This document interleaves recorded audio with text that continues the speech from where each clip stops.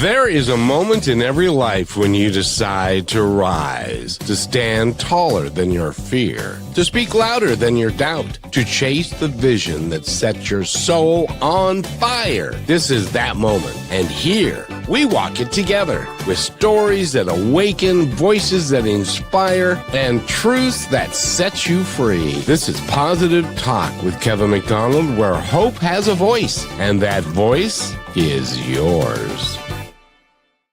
And welcome to the show, everybody. My name is Kevin, and Brichelle is right there, and we have booked a guest today that Brichelle is just going to absolutely love. He is actually in my neck of the woods. And Brichelle, the next time you come up here, we're going to have to go up to Carnation in that area because it is just gorgeous and phenomenal. And there's lots of places to hike, lots of things to do, and stuff like that. Now, our guest today is an author. He is also a survival expert. I think I said that correctly. And he also does things with ancient customs and ideals, and he's got a couple of books out. He's got the one book that he's got out already is called Primal. And he's got a new book that he's talking about now. And so, first of all, Brichelle, are you excited to talk to a guy who knows something about the nature like you do? Yes, and prior we were talking that he has family members who also understand the same thing. As a female, maybe it's a little odd for me to collect all the bugs and build the forts and enjoy that, but I think it's a part of the human experience, and everybody should learn a lot of these things. So thank you for being here, Nate, with us today. How are you? Well, I'm doing great, and it is such an honor to be here. Thank you to both of you. And yeah, it is a strange, warm day, suddenly warm, borderline hot day here in the Pacific Northwest. I do live not that far from Kevin. There are salmon in the river, though. They have returned, and that is like a really fun and exciting thing. My family, my son, and my wife and I were looking at them yesterday. And Brichelle, I hear you. You know, we all have these ways of relating to the outdoors and nature, and maybe it's a little bit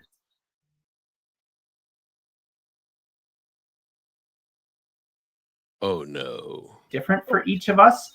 But yeah, there's something in positive and, more excited about our lives by connecting to nature. So I'm excited to talk about that today. Do you know, Nate, she's got in her room, she's got a box full of dead bugs. Yes, well, I have two now, because the other one wasn't big enough, and this is now the second box. There's bugs on top because they also need a new box. But it's the same way how we live as humans here in our experience, right? Like when somebody dies, we honor the body that the soul was able to live in and what that was able to give them. And I kind of see it the same way. Do you see it that way, Nate, or is it different for you too? Yeah, well, I think there's this intimacy that humans have had with nature for a very, very, very long time, and this is something I write about in my books. You probably both have caught on to that. That we spent thousands and thousands and tens of thousands of years wandering the earth in a very different way than we do now. And we didn't have cell phones, we didn't have screens all the time, we didn't have cars, and it's not that those things are necessarily inherently bad, but the primary thing our senses operated and interacted with was trees or plants or birds or insects or wood or animals, and the sound of birds, the sound of running water. And so I think we all have a longing, right, to have those things in our lives, and we might each have a particular passion or interest that really brings those alive for us. In my background as a survival skills instructor, and in fact, I was just talking about this yesterday with some people. One of the things that's really fascinating is when you send people out on a survival trip after they've done quite a bit of training, they all kind of fall into these little wonderful, their own niche of how to help take care of the little village they set up for a week, and it's like some people are really into tending the fire, and Some people are really into gathering the plants. Some people are into, making the shelter better. Some people really want to go out and hunt. And so like this desire, Rochelle, that you have to honor insects, I think is, something that is, while not maybe super common among a lot of people, it is certainly there. And I was telling Rochelle before we stepped on live here that my sister-in-law is an entomologist. And so that's her job, is to like teach people about the wonders and excitement of insects. And just so you know, Rochelle, we had a really interesting experience in our house a couple nights ago where there was a praying mantis inside. We found a praying mantis inside. And so then we carefully took it outside and put it in the back garden, but it was pretty fun. So I can see you got excited when I said that. So Yes, yes. It's not common to find them inside. And if they're bugs, maybe we don't want them inside. But in your okay, I'll ask this later, psychology-wise for the book, but what made you start this? Is it something like just ever since you were born, you just love the nature and it's just carried on through your whole life? Rochelle, I can answer that for him, but at least because that leads into my next question, which was going to be, when he was a teenager, he had a mentor who took him to a survival camp. Talk about that, Nate, because that kind of set you on this whole thing. Sure. And by the way, Rochelle is Cherokee, I believe. And so the gentleman who ran this was, I believe he was Cherokee, and yeah, that's great. That's correct. Yeah.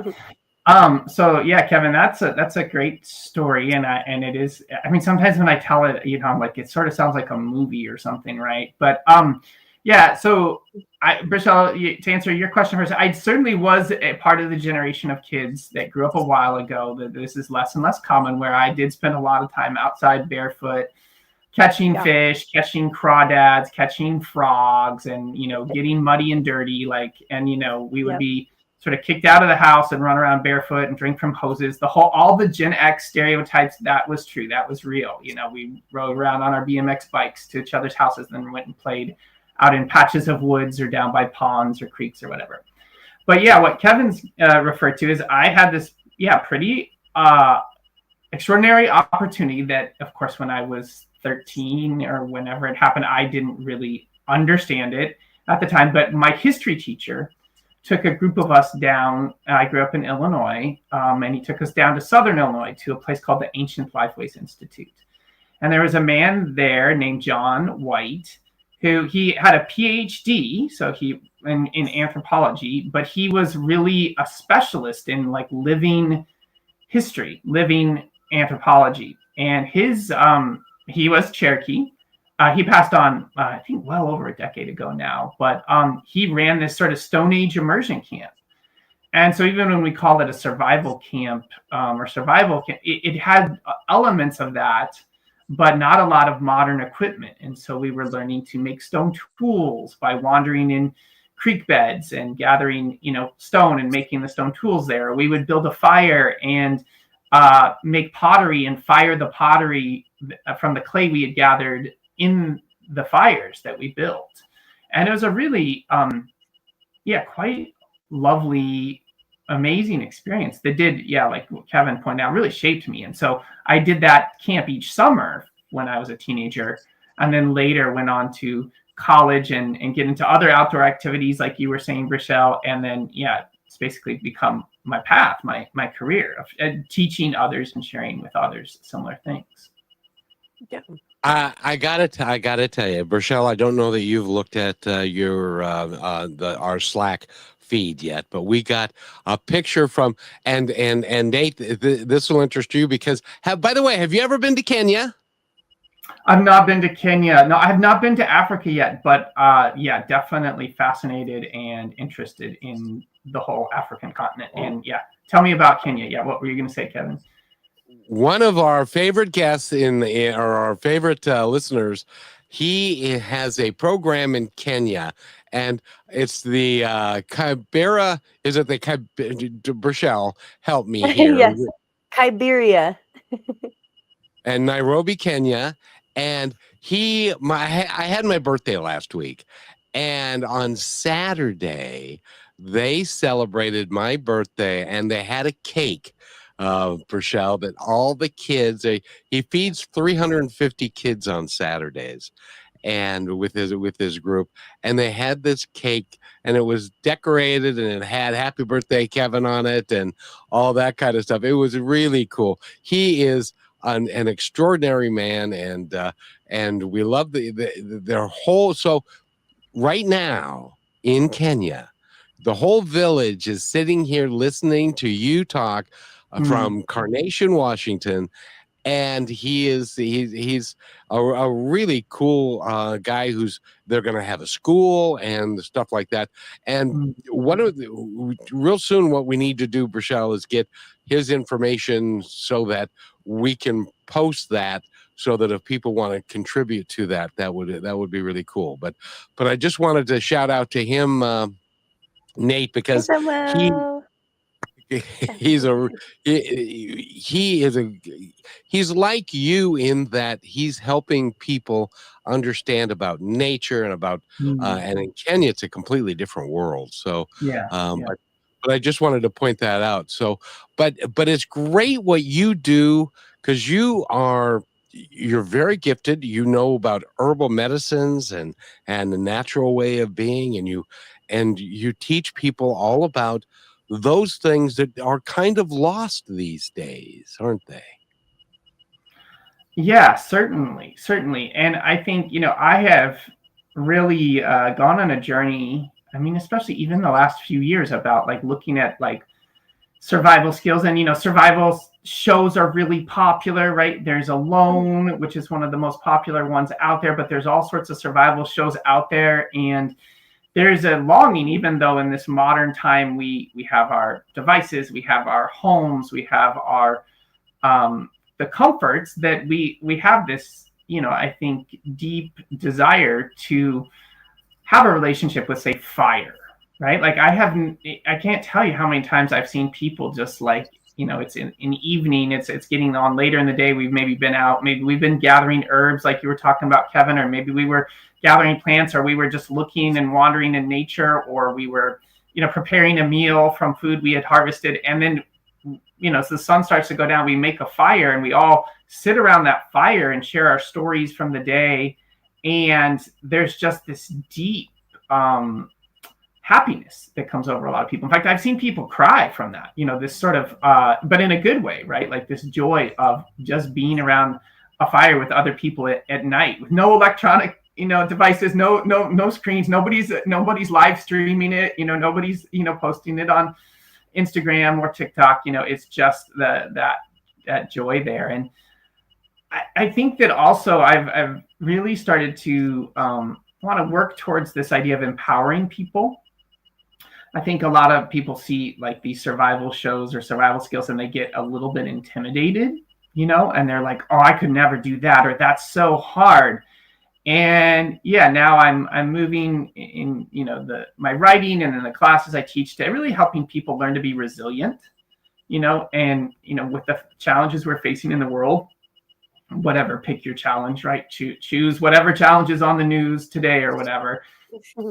Developing resilience is something that's, really old and in humans, and a key part of what's allowed us to survive. And all of us are here because our ancestors could do these things, right? Like we're here because the people in our lineage did these things and we're alive today. And so, I think that helping people feel comfortable and empowered in these things is a big deal. And,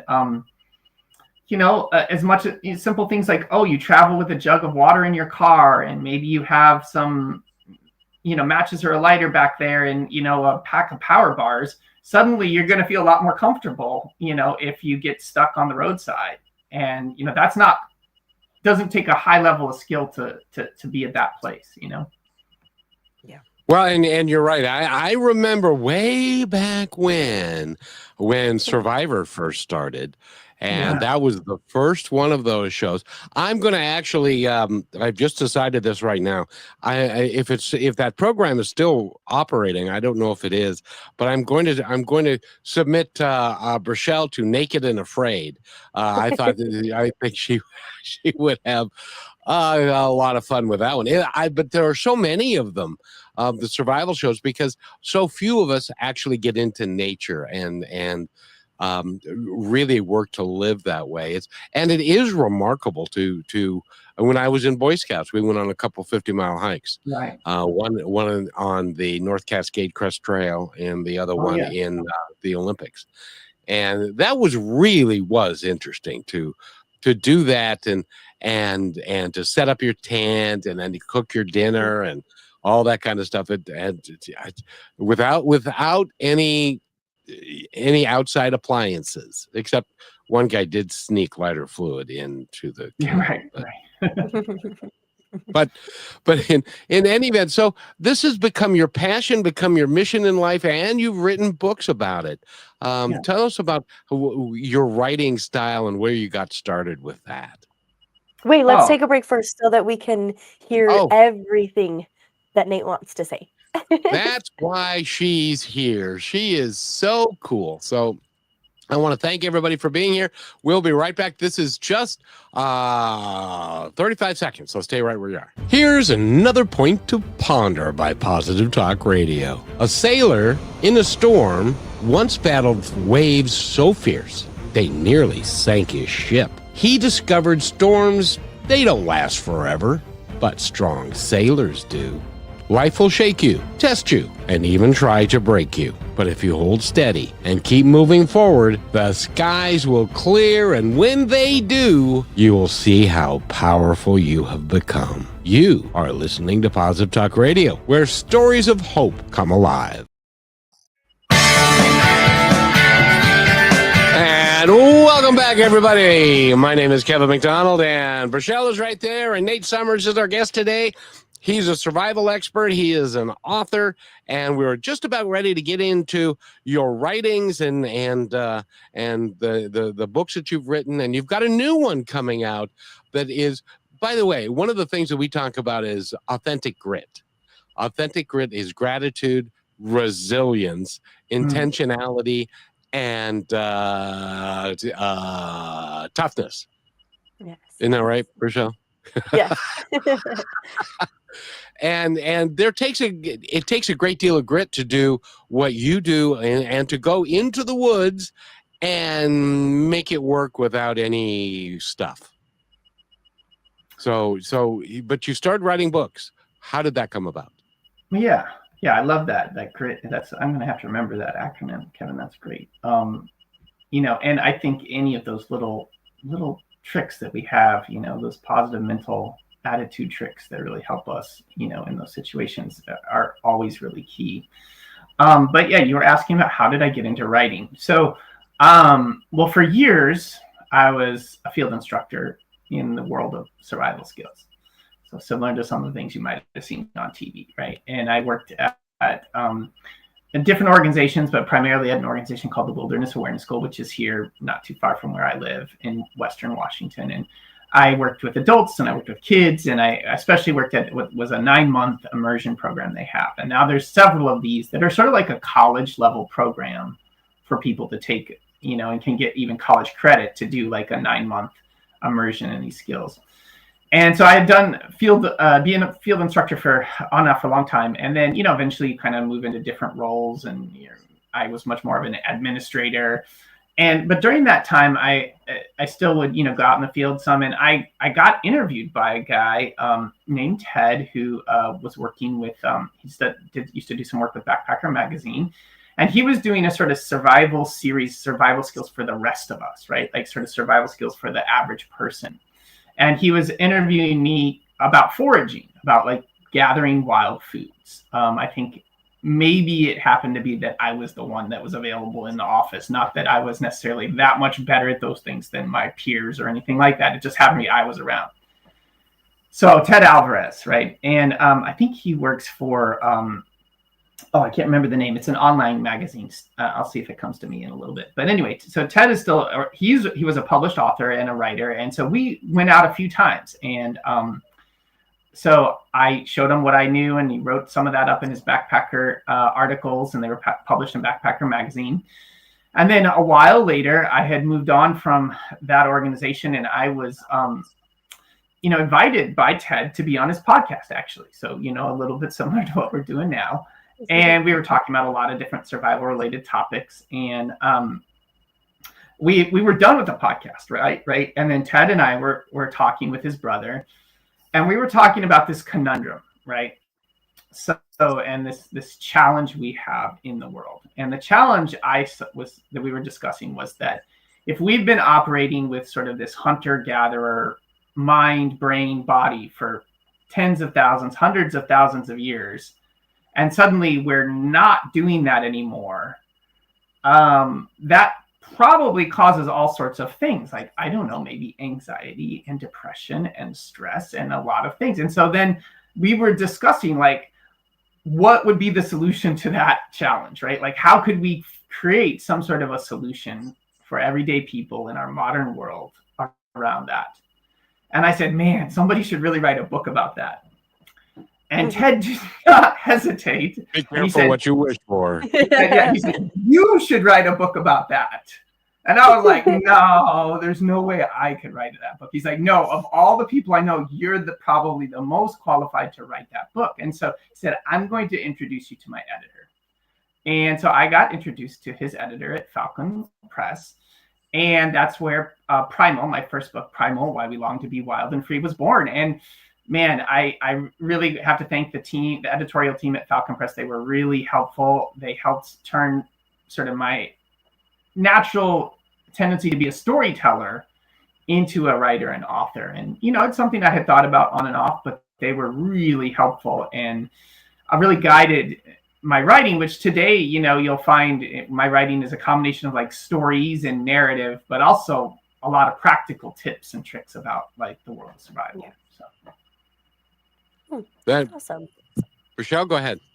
Yeah, I the whole time we're talking about this too, I'm thinking about how much it does affect our psychology as a human to not be immersed in life, because that's what it is. It's the outdoors, and it can be super scary. And I don't know about you, but I've spent hundreds and thousands of hours watching videos on YouTube of people who go out and they do this and they do that. And when you actually are in a moment trying to do it, it's a little bit harder than you'd think. I carry my fishing poles and a chair and a knife in my tackle bag and some granola bars and some kerosene, whatever I need wherever I go. But there's been a lot of times where even I've come up along people who have been fishing or hunting or doing something, and they're just they go out and they do these things on their own. And for so many reasons that is good, because it's putting yourself in the uncomfortable, and you have to be in that place to be able to learn. But also, it is dangerous, and there's a huge reality to it. So having the preparation to know what you're about to do or why you're doing what you're doing, and it could be so simple. I mean, just drive up to the canyon or to the lake, put your feet in the water, and just absorb it. Is there a part of your book where you talk about an experience like that that you just had like maybe everything in the world stopped? Or does that happen every time for you like it does for me? Oh, yeah. Well, I think you're really getting to the core issue there, Michelle, where we're talking about people's fear and maybe anxiety or their personal blocks around these things, and not realizing what that payoff can be, where like their nervous system does calm down and they do settle down, and then they just have this really deep relaxation and ease. And so often, maybe we've had an experience, kind of what Kevin was referring to, where like we think of like we have to go in the outdoors and we have to march and we have to hike 50 miles, and there's this hardship, and that can really turn off a lot of people. I mean, we're already stressed from everyday life, and so this idea of going to the lake, Rochelle, and putting your feet in, and yeah, I've had tons of those experiences, and so have my friends and my colleagues and mentors, and I do share those stories in my book. And think that's a really good way to start. I loved how you talked about what you carry with you, but then it's also just about learning to be comfortable. And I even talk about this concept of learning to be comfortable with being uncomfortable, right? We're so used to like, oh, well, how can I make myself more comfortable? How can I make myself more comfortable? And it's like, oh, well, actually, it's okay to be uncomfortable for a little while. And then when you come out of that being uncomfortable, then suddenly there's a deeper resilience that's there. Some of my friends and I talk about our favorite memories of being in this field or working with students or whatever it might be, our own adventures, are the misadventures, right? Where like suddenly it started raining on you and you didn't realize it. And so then you have to like, overcome that, or you try to get the fire, but it doesn't work the first time, or whatever it is, I did write a book about fire, and it was hilarious. I swear, for like 6 months afterwards, there was like this trickster energy around where I struggled for a really long time to get fire as easily as I used to be able to after I wrote the book. It was like sort of a cosmic joke being played on me. But then I think that's part of it, is like the struggles are part of the training and the development. But I do think your discussion about like learning to be comfortable, learning to find where you can be comfortable. And I wanted to share a little anecdote. It's recent from a friend of mine. He lives in Kansas, right? And he noticed that he doesn't live in a place where there's like a beautiful, pristine river, or there's a big mountain, or there's like this lush forest with old growth trees. He just kind of has the greenery of his neighborhood and a few little trails. And he just started to notice, though, every day he took his dog for a walk on this specific loop. And he went on this little walk, which I think was only like a half mile, maybe a mile, so not too far. He would turn off his device, take out his earbuds, and just like pay attention to the greenery around him of like the trees and the plants. And he noticed it became this sort of natural form of meditation and relaxation for himself. And he felt so much more at ease and the stress relief that he didn't realize he really needed. So I guess the lesson there is that things might be available closer than we realize, right? Yeah. Well, I know for me, especially when I take little kiddos, I wish that I had the patience to teach a little fishing class. I think it'd be the cutest thing ever. But I probably couldn't handle more than 3 or 4 on my own. But even in kids, you see, well, it puts you in a situation to become curious again. And there's not just one way to do things. If you have wet wood, you're going to have to get really curious on how you're going to get it to burn, and how you're going to find dry wood and which way the weather went. And it makes you start thinking about all the things you wouldn't think about. But also, it doesn't make sense. And some reasons why people say, oh, well, that's terrifying. There could be a bear. Honey, you scroll through your phone and your adrenal glands are so shot through the roof, it doesn't know the difference between you and a bear. And if you were actually face to face with a bear, you'd probably realize that you might feel at ease or peace in some sort of way, because you know that is something that is a reality to be afraid of. I know how to handle this situation. But we do that with our phones, and we do that with our relationships, and we do that when we get behind the wheel of a car. And then what? We don't have that peace. Not only did we just stir chaos, but we created it inside of us when it was unnecessary, rather than going in the mountains and just pick up a stick and talk to things, talk to the universe, talk to everything that's there, as if it knows you're there and it can feel you and is aware of you too. But yeah, even in those moments, I think that when most people assume, just like kids, that when you're in those situations, it's very scary. But that's kind of when I've seen people bloom and blossom the most.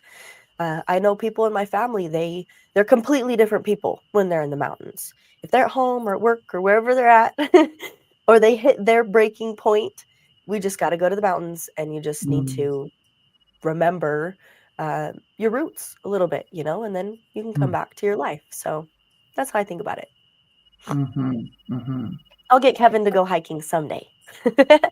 I've been hiking. I've done all that, and although I have to take, well, we need to take our halftime break, and when we come back, I got a real quick story about when I was in Boy Scouts, and we hiked in like 5 miles, and there was a valley, and we decided to put up our tents in this valley, and then we saw the thunderstorm coming through the valley towards us. And when we come back from this break, I'll explain why it's important to know these things because, well, I'll explain when we come back. Stay with us, everybody. We're talking with Nate Summers.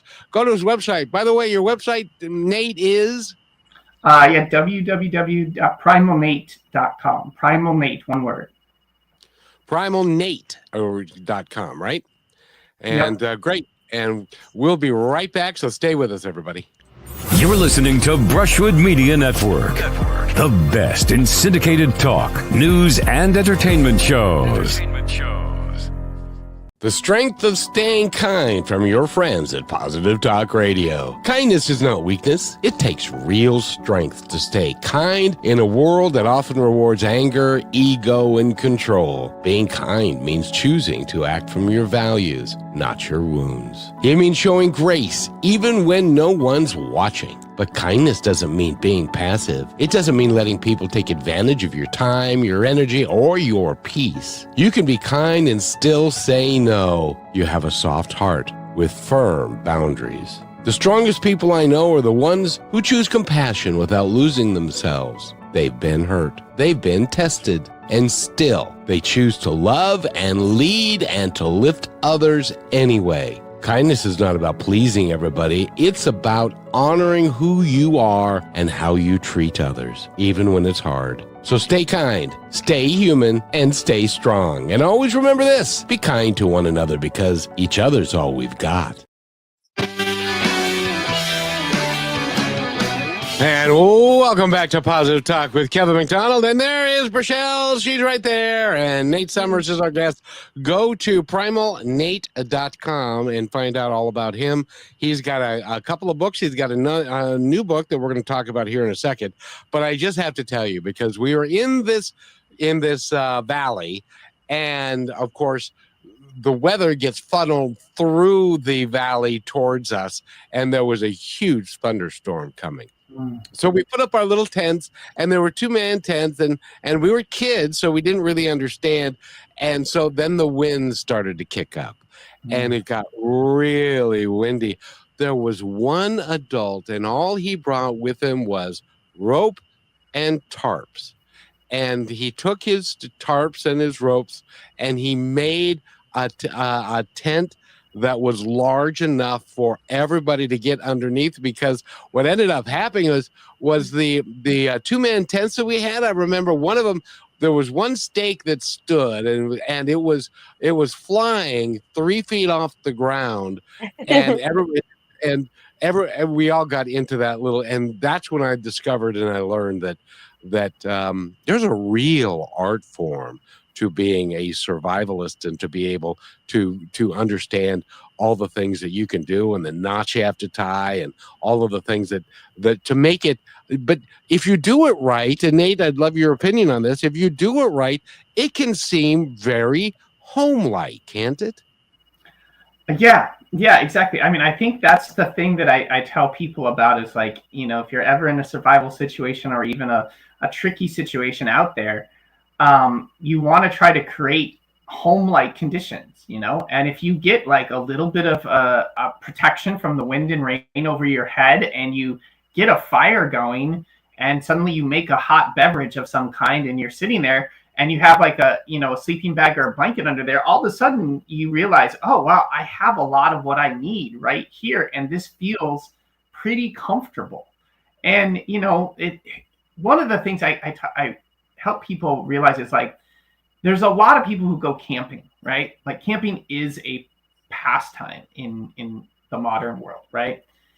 And all camping really is choosing to leave your modern conveniences at home, where you have your food and your water and your shelter and your warmth, and you take some equipment with you, and you drive somewhere else, usually a beautiful remote location, and then you set up a shelter and you get a fire going and you have your food and your water, and you are basically creating like a portable home. Those needs are met, and we have a lot of people, not everybody, because I know not everybody can't, they find somehow that that's really enjoyable to remove themselves, at least temporarily, from their home at home and create a home somewhere else, right? I mean, that's kind of what we do when we go on vacation. And so learning to do that, I think, is really a valuable human skill, Kevin. And I love that story. I mean, that's a great story of like, you had adversity, right? You had the adversity coming in, this storm coming in. You had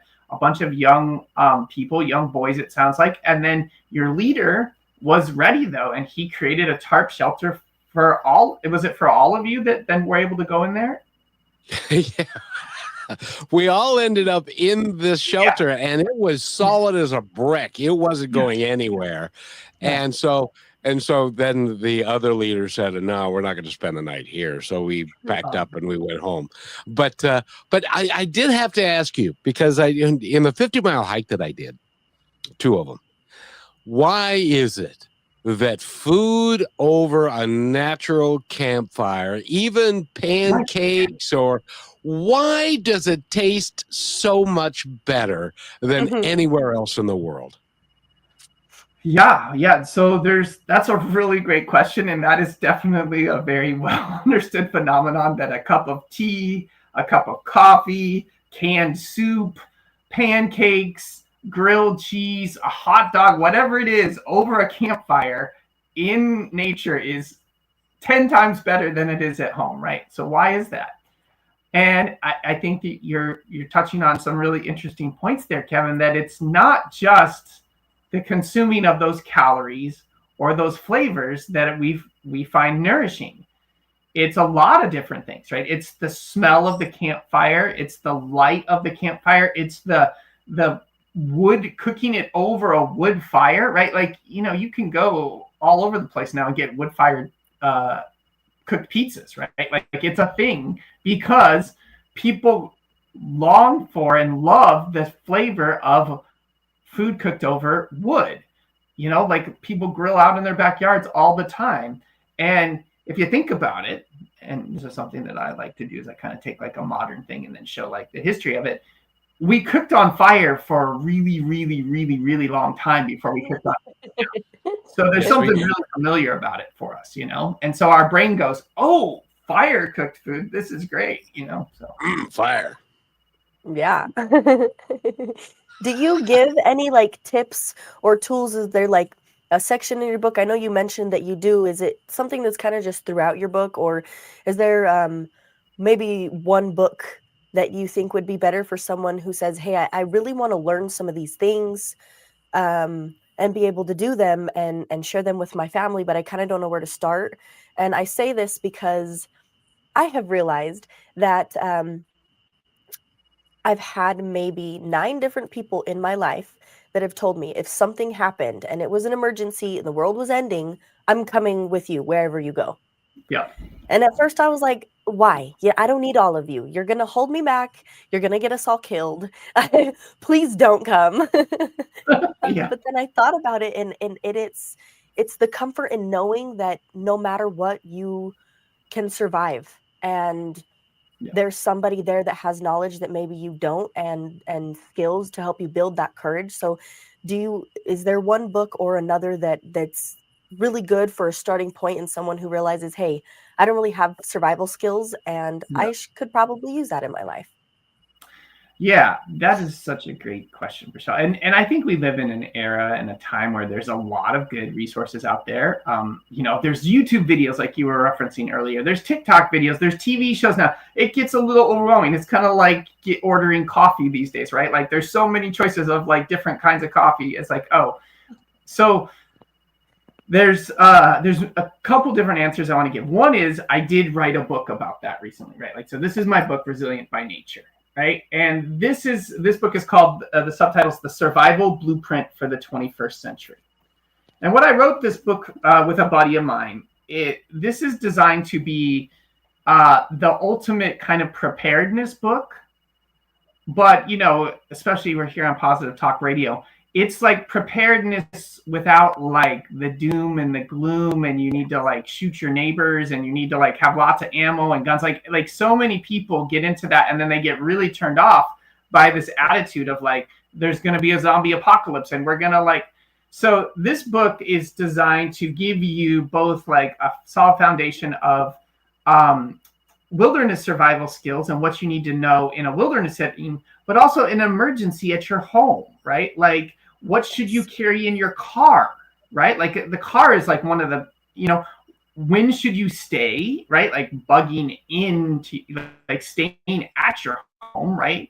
Or bugging out. Like there's this hilarious thing. My friend Chris and I were talking about this just the other day. We're going to actually start a course on this in October. We're going to do a 3 or 4 month course with survival experts. That's basically, we call it the roadmap to resilience. That takes people through the journey of like how you go from like not being prepared to being prepared, right? Like being prepared but not scared, right? Is the core idea, right?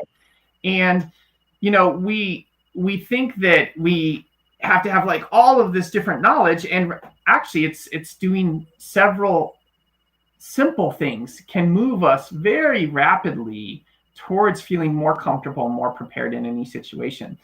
My friend Chris has this really great exercise he has everybody do that I encourage you to do this maybe after you listen to this today. Take like 20 or 30 minutes and pretend that there's an evacuation order coming for wherever you are, and then get together whatever you need and put it in a bag, and then take that out to your car or even on foot, and then like be ready to go. Now, chances are when you do that exercise, you're not going to have everything or even know where everything is. In fact, it's going to probably take you longer than 20 to 30 minutes. But that's the whole point of the exercise, is to get you thinking about those things. And one of Chris's students did this not that long ago. She took a little mini course he had with that Chris had offered. She did this exercise, and then lo and behold, 3 months later or 4 months later, she did have to do an evacuation. And it was so much easier because she had done the exercise that Chris had given her. So the last thing I'll just say about this, there's sort of this story of like, oh, I'm going to just bug out. I'm going to grab my bag. I'm going to head to the woods, and I'm going to survive indefinitely. And the reality is that, yeah, right.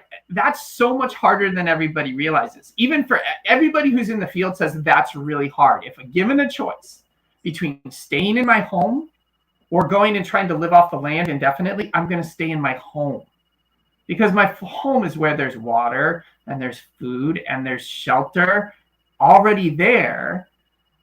But we can't just turn our home into a fortress, right? Because, where I live, we're not too far from Kevin and Rochelle, probably near where there's wildfires, there's wildfire smoke, there's things that could cause an evacuation, and you do have to leave. So so really, I do think, we need to be prepared to do these, simple things in those situations.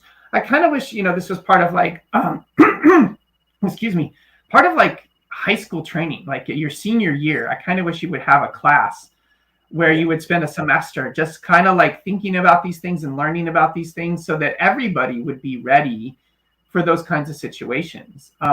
So yeah, I do recommend my book. And then there's a lot of other good books out there. My friend Jason Knight, he wrote a really great nature survival skills book out in the wilderness. I can't remember the name of it off the top of my head right now, but Jason Knight is the author. And yeah, there are a lot of good books out there right now too. We're kind of living in a really wealthy time when it comes to those resources. Yes. And Nate, hold your book up one more time, and let's put the name out there again, which is Resilient by Nature. I love that. And because even at the tender age of 68, which I am now, there's certain things that I'm probably not going to be willing to do. But I will tell you this: if you have not, and I know that you are close to the North Cascade Crest Trail.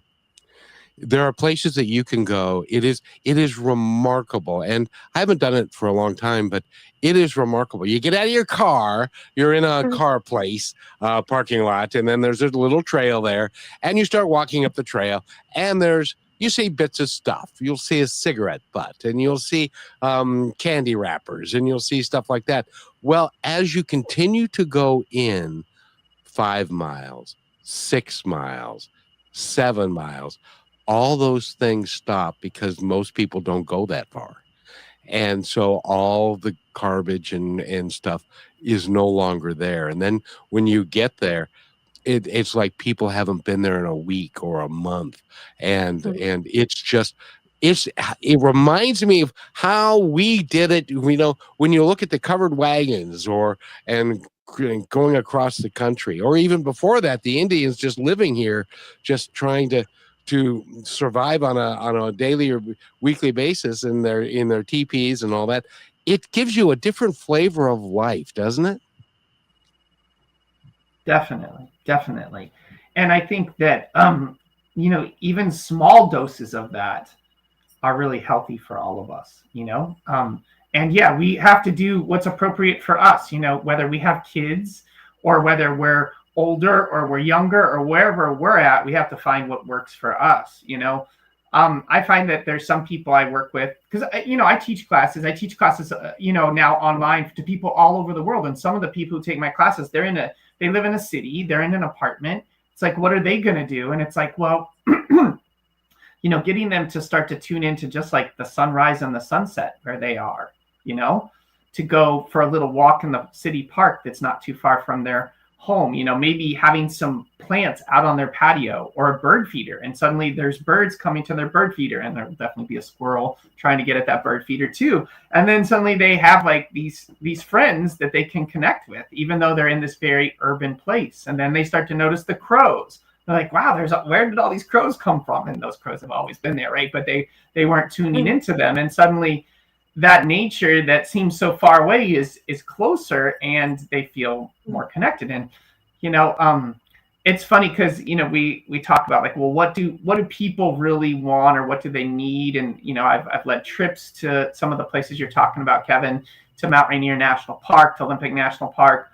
And sometimes what people really want is they just want a picnic outside, right? They just want to sit outside and eat food with other people. And it's this kind of this wonderful, loving thing that they are eating outside with others, and the food tastes better again, right? Yeah, Absolutely. And Brachelle, when you come back here next, I'm going to send you, I'm not going, but I'm going to send you, there's a trail at the base of Mount Rainier that goes all the way around the mountain. It's like 60 or 70 miles, isn't it, Nate? I think, yeah, you're talking about the Wonderland Trail. It's a long trail. It's a super backpacking trip. Like, you have to have food dropped. Like, you can't possibly carry your own food for the whole thing. So anyway, it's pretty magical. I have not done it myself. I've had some friends do it. I've done parts of the Wonderland Trail though. It's pretty neat. So you can see Mount Rainier in the back of Kevin right there if you're watching live. So that's the mountain he's talking about. And it's just a beautiful thing. And by the way, we're talking again with Nate Summers. Go to his website again, which Nate is www.primalnate, one word there, primalnate.com. primalnate.com. And Brachelle, we need to take a break, but I know you're chock full of questions when we come back, aren't ya? Yes, I do have one that has been lingering in my mind, so I will be patient. And don't go anywhere because we're going to all be right back. Well, this is only 33 seconds, so just mind your manners and stay right where you are. We'll be right back. Here's another point to ponder by Positive Talk Radio. A tiny seed was buried in the dirt, covered in darkness, forgotten by the world. But within that darkness, it grew roots, then sprouted into something beautiful. The seasons of struggle you face are not endings. They're beginnings. Trust that growth is happening, even when you cannot see it. You're listening to Positive Talk Radio, where stories of hope live. And welcome back to Positive Talk with Brachelle. And Brachelle's got a question for Nate Summers, I do believe. Yes.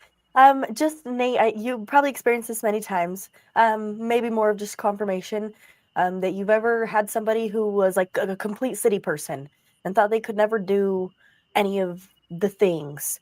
Did you ever have an experience with somebody where you you had them come to you and say, Nate, I realized that not only am I more thankful for what I do have at home, because you want to be humbled, go in the mountains in a storm. I promise you, you're gonna love your home when you get back there so much more. And have just come to you and say, hey, like I see things more for what I actually have now, and I've realized that a lot of what I thought I needed, I already had. I just had to look within rather than how we try to problem solve outside of ourselves and say, hey, like I thought it was going to be actually harder than it was because I had myself.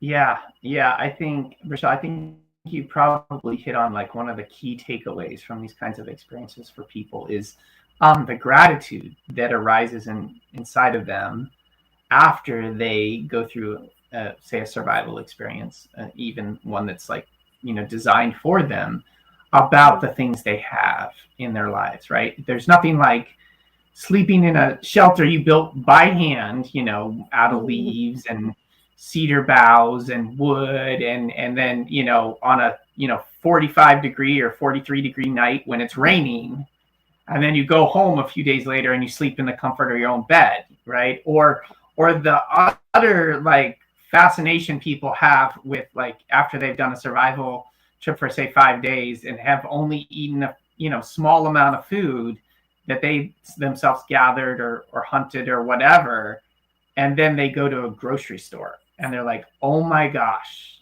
the utter abundance that's around us all the time. And yeah, I think gratitude is probably the main thing people come away with is just like, wow. Or warm water, hot water, right? Like something we take for granted, or running water. Yeah. So. Yeah. Well, and I watched Pocahontas growing up as a child, and in one of the songs, she says, you can't step in the same river twice. The river is always moving, always flowing. Yeah. And man, you think about that, it's like every experience and everything you do is different each time. And that alone is very humbling. So I'm glad that you've had those experiences and you've got to see that within other people that can see that within themselves. Because then it's, their natural state of living is probably not so damn stressful. And that's helpful. Right, Kevin? Oh, absolutely. There are two things that I can tell you right now that I don't ever want to live without again. And that's one of the reasons why we all live in the city. And one of those is hot water. And because I've taken a bath in a lake that in the mountains, and I'm telling you, it's cold. And the other one is indoor plumbing. You will love your toilet.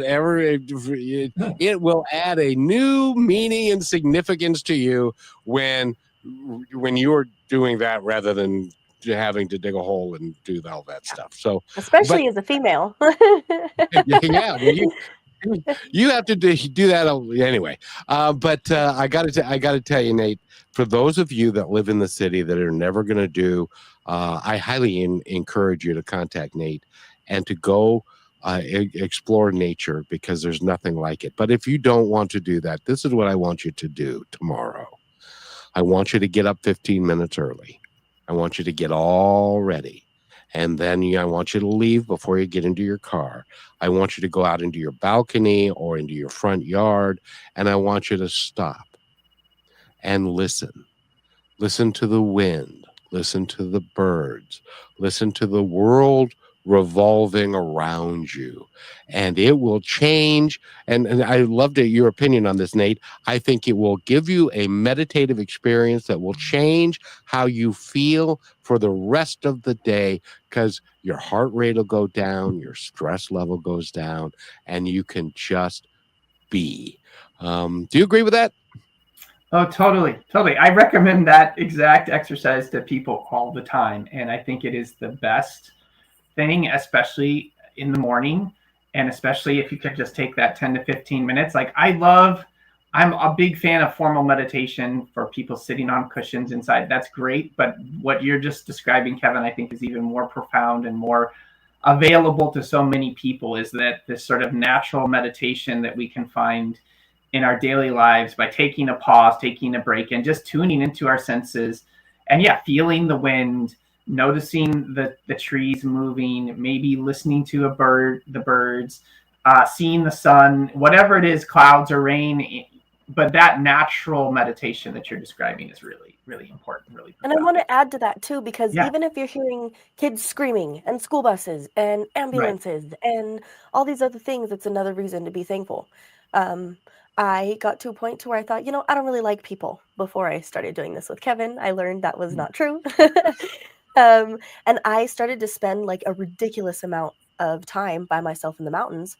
And then there was this one moment that hit me that was like, I haven't really had a lot of human interaction recently. And if something were to have gone wrong all these last few weeks, I wouldn't have emergency service. I wouldn't have somebody to call, even if I did have a cell phone. And so even if you're hearing the chaos, absorb that too, because without it, you kind of do go stir crazy. And if you don't believe me, go try it. Yeah, And- certainly. And Nate, I gotta ask you, first of all, you're gonna have to come back because we haven't even touched on a lot of your background and the things that you've studied. One of which is we've been around. We really don't know how long we've been around in various forms. It's been hundreds of it. It's been certainly thousands of years. It may be over 100,000 years. But every culture, and I know you've done a lot of studying about this. Every culture, every society has a spiritual component to it. And whether it's they worship the moon or they worship the sun or they whatever it is, whatever the deity they pick, it's all based upon that we recognize that we are not alone and that we are part of something bigger. And I would love for us to talk about that the next time you come. We're going to run out of time this time, but I would love for you to talk about that. Would you be up for that? Oh, totally. Yeah, I would love to. That's another deep passion of mine. I've only just started to write about that and explore that, but yeah, I love that. And the sort of natural experiences we have of that. Yeah, I would love to talk about that, Kevin. Thank you. Thanks for inviting me back. Especially Native American culture, because they had a completely different viewpoint of what it was like. They didn't own any land. They believed that land belonged to all of us. And so they were very communal in that sense. And I would love for us to talk about the different cultures and how they relate to spirituality and that kind of stuff. So Okay, I think that'd be awesome. So let's we got just about a minute left. Go ahead and tell us all about anything that you'd like us to know. Brichelle says this so much better than me. Brichelle? Yes, well, thank you so much for spending this time with us, Nate. I'm very excited to have you back. One thing that I'd love to talk about is those experiences, like Kevin said, because I realized recently as having a fishing license that there is a legal way that an animal is supposed to die, and I didn't agree with that. So hopefully I still have my fishing license for the rest of my life, but I'd love to talk about those things, those experiences, and how they shaped you and being able to help people. But yes, please just share anything you'd like to leave us with to think about for the day from the show with you, and then any ways to contact you and learn some more. Great. Thank you again, both of you. This is a deep honor and really fun. And I really appreciate what you're doing in the world, especially the way things are kind of challenging out there these days, and to have something that's positive for people to tune into. So I really appreciate that.